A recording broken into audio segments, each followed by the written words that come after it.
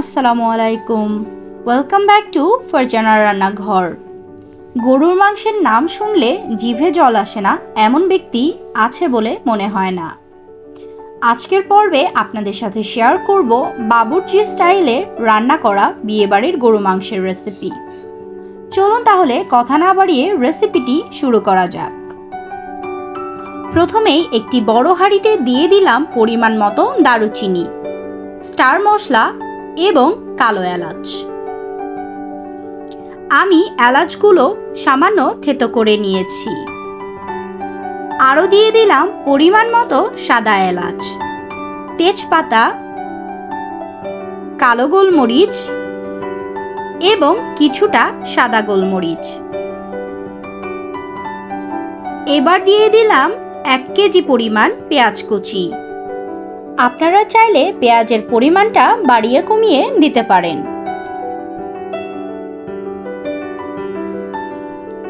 এ পর্যায়ে দিয়ে দিলাম পরিমাণ মতো রসুন বাটা, জিরা বাটা, আরও দিয়ে দিলাম বেশ কিছুটা পরিমাণ আদা বাটা।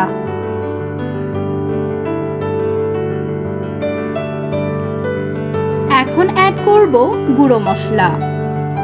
প্রথমেই দিয়ে দিলাম পরিমাণ মতো লাল মরিচের গুঁড়া। আপনারা ঝালের টেস্টটা কমিয়ে বাড়িয়ে দিতে পারেন। দিয়ে দিলাম পরিমাণ মতো হলুদের গুঁড়া এবং ধনিয়ার গুঁড়া। এখন দিয়ে দিলাম স্বাদমতো লবণ। সবশেষে অ্যাড করছি পরিমাণ মতো রান্নার তেল। আমি এখানে সয়াবিন তেল ব্যবহার করেছি, তবে আপনারা চাইলে পুরো রান্নাটা সরিষার তেল দিয়েও করতে পারবেন। এই পর্যায়ে আমি মশলাগুলো খুব ভালোভাবে মেখে নিচ্ছি। আর এই কাজটা যতটা পারফেক্টভাবে করতে পারবেন আপনাদের রান্নার টেস্টটা ততটাই ভালো হবে। চেষ্টা করবেন এই পুরো প্রসেসটা একটু সময় নিয়ে করতে।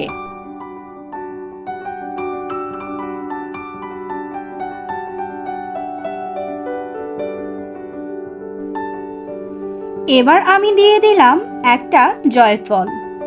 জয়ফলটা আমি একটু থেতো করে নিয়েছি। এখন দিয়ে দিলাম জয়ত্রী। এখন নিয়ে নিব গরুর মাংস।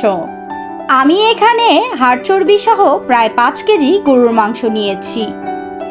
এবার আমি ম্যারিনেট করা মশলাতে গরুর মাংসগুলো দিয়ে খুব ভালোভাবে মাখিয়ে নিব।